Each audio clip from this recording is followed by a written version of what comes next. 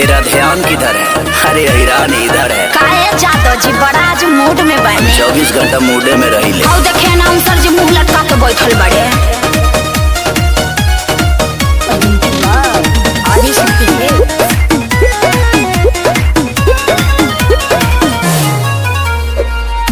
जी 24 घंटा करता रे पीछा, पांडा जी चुम्मा के मांगता रे भिक्षा।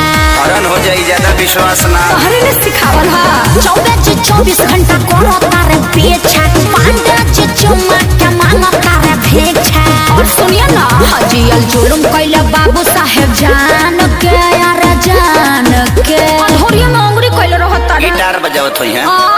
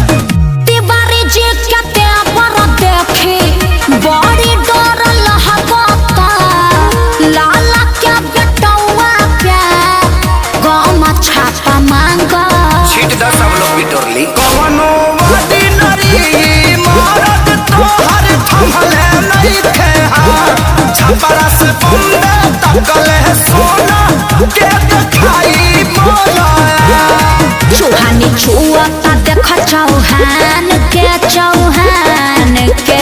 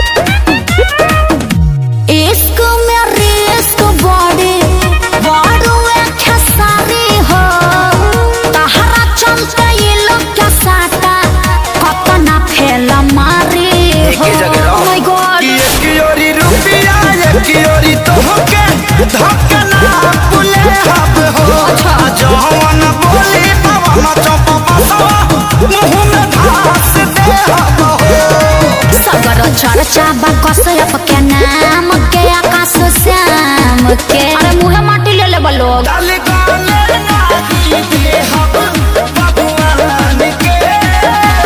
करे जा